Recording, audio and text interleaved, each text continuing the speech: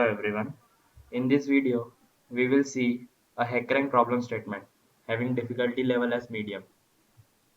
The link of this question is available in the description. So let's jump to the problem statement. In this problem, we are given three classes: class A, class B, and class C. In class A, we have a function called func, which modifies a particular value given as argument and multiplies it by 2. Okay, similarly, in class B, we have a function called func, which multiplies the value by 3. Similarly, in class C, we have a function which multiplies the value by 5. So we have to write our code in class D. The class D contains a private integer variable called val and a constructor which sets the val equals to 1.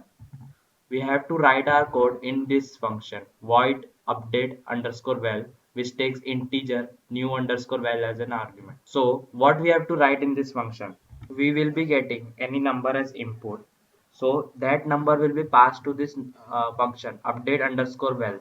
So we have to modify our this variable val equals to 1 and make it equal to the input variable which we will be getting as an argument new underscore val. We have to modify this value of val only by using the functions of class A, class B, and class C.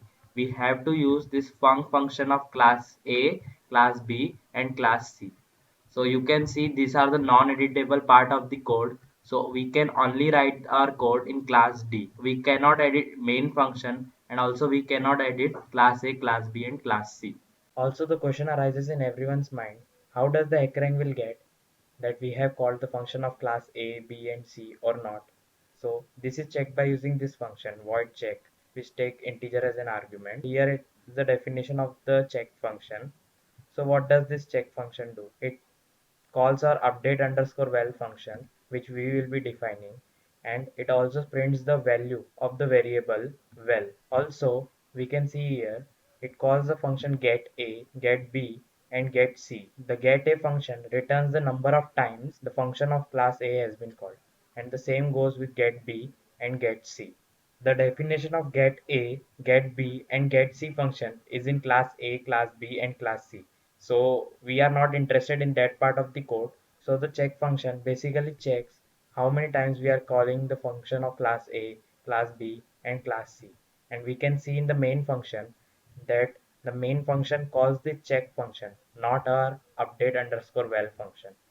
So you have to make this note. Also, you have to make a note that they have restricted our input. Our input will have only prime factors as 2, 3, and 5. They won't be having any other prime factors. So this makes our code more and more easier. So let's understand the concept of this question, and then we will be writing our code. Basically, this problem is based on the concept of prime factors. The input numbers strictly have prime factors as 2, 3, and 5, not any other prime factors. This we have seen in problem statement. So suppose our input is 180. 180 have following prime factors: 2, 2, 3, 3, and 5.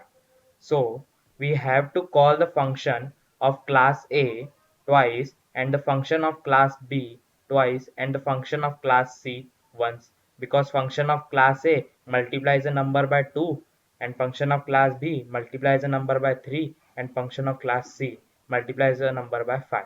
So we have to call the function of class A twice, function of class B twice, and the function of class C once. So our output will be the following. We will get value as equal to 180, A's function called 2 times, B's function called 2 times, and C's function called 1 time. So this is the input format and this is the output format, and we have to achieve this. So now directly we will be writing our code. Now I am on the HackerRank website. I will first publicly narrate class A, B, and C in class D. Now I will come to my update underscore val function. Here I will create an infinite while loop. In this while loop, I will check if my new underscore val modulo 2 is equal to 0. If this is equal to 0, then it is clear that the input number has 2 as its prime factor. So I will be calling the function from class A.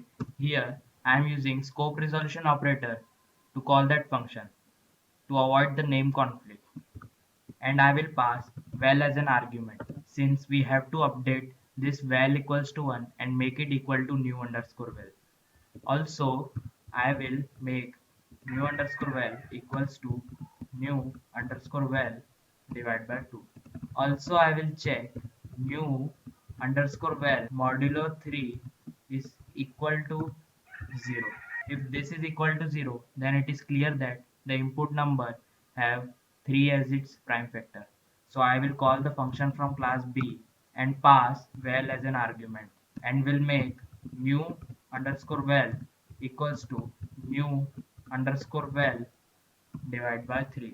Also, I will check my new underscore val modulo phi is equal to 0. If this is equal to 0, I will call the function from class C and will pass val as an argument. Also, I will make new underscore val equals to new underscore val divided by 5. Then finally, if all the condition fails, I will just break my while loop. Now suppose our input is 180. So new underscore val is equal to 180. It will come into the while loop and check 180 modulo 2 is equal to 0 or not. It is equal to 0. So it will call the function from class A. So the function from class A multiplies the value by 2. So our value will become 1 into 2, 2. And the new underscore val will become 180 divided by 2, which is equal to 90. Again in the while loop, it checks if 90 modulo 2 is equal to 0 or not. It is equal to 0. So our val variable will become 2 into 2, which will be equal to 4. And the new val variable will become 90 divided by 2, which is equal to 45. Now, again in the while loop, it will check 45 modulo 2 is equal to 0 or not. It is not equal to 0. So it will jump to the next condition. The next condition is 45 modulo 3 is equal to 0 or not. Yes, it is equal to 0. So it will call the function from class B. The function from class B multiplies the val by 3. So our val will become 4 into 3, which is equals to 12. And our new underscore val will become 45 divided by 3, which is equals to 15. Now, again it will go into the while loop and will check if 15 modulo 2 is equal to 0 or not. No, it is not equal to 0. Again it will check 15 modulo 3 is equal to 0 or not. Yes, it is equal to 0. Again our val variable will become 12 into 3, which is equal to 36. And our new underscore val will become 15 divided by 3, which is equals to 5. Now, again it will go into the while loop. We'll check new underscore val modulo 2 is 0 or not. It is not equal to 0.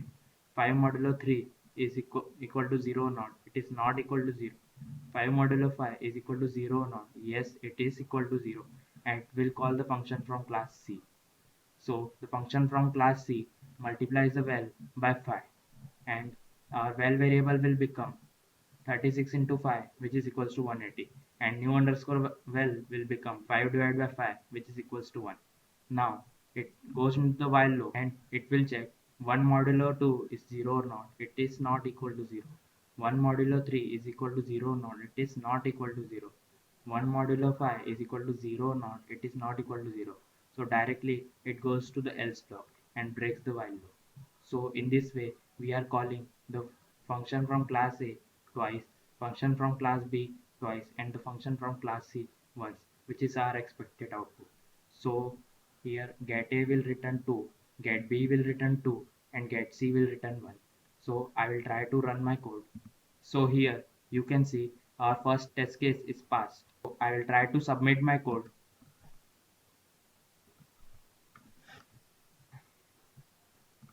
So here you can see all the test cases are passed and we have successfully solved this challenges.